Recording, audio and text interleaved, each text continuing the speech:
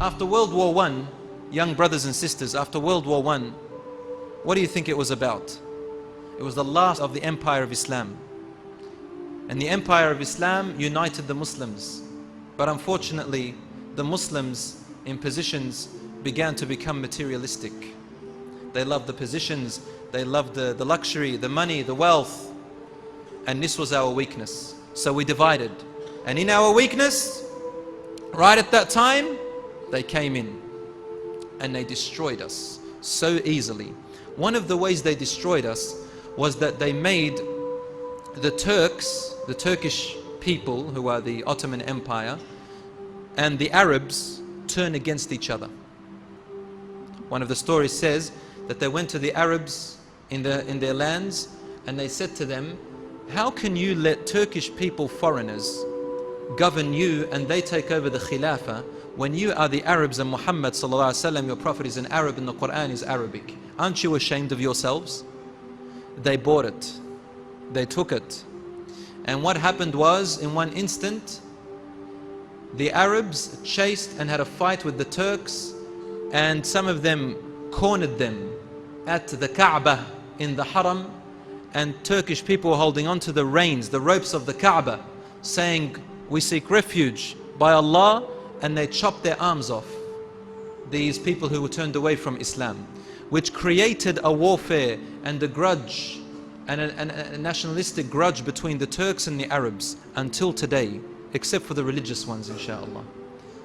And in Turkey, they changed it. This is where the heart of the Ottoman Empire was. They brought in secularist ideas. Among them was Ataturk. Ataturk, coming in the name of nationalism, building Turkey, but with a flag, and isolating Islam. He changed the Quran from being recited in Arabic to being recited in Turkish.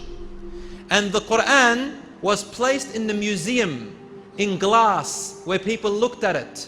So the Quran became a decoration, a symbol, not something which you read to understand and apply, but rather a symbol. And truly they succeeded in that. Today we see young youth being, and even elderlies, people, they don't read the Quran, they don't know what it is.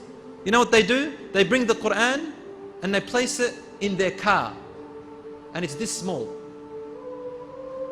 Can't read it, and it's decorated with a zip, and they put it underneath the cassette recorder or the CD, and in the CD it's stacked up with what?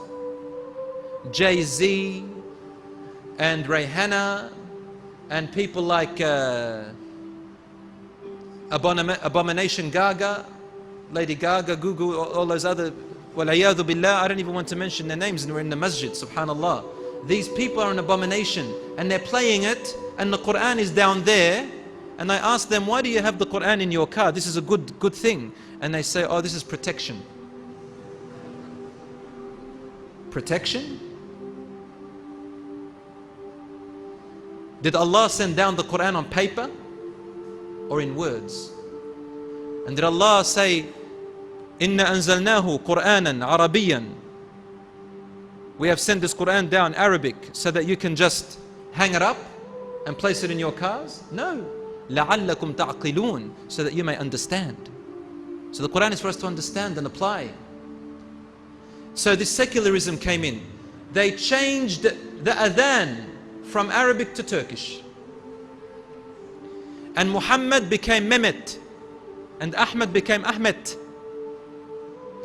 And in the other worlds, Muslim worlds, like in the Arabic was lost. When the Khilafah was there, the Turkish spoke Arabic, the Arabs spoke Arabic, the Indians spoke Arabic, the English Muslims spoke Arabic. You know Imam al-Bukhari, he wasn't an Arab, he's from Bilad Bukhara, up in Russia. Imam Muslim was not an Arab. Imam al-Nasa'i wasn't an Arab. They weren't Arabs. Imam Abu Hanifa, his origin was Persian. They spoke Arabic. 90% of the ulama that we know of the past, they weren't Arabs. Yet look what they did.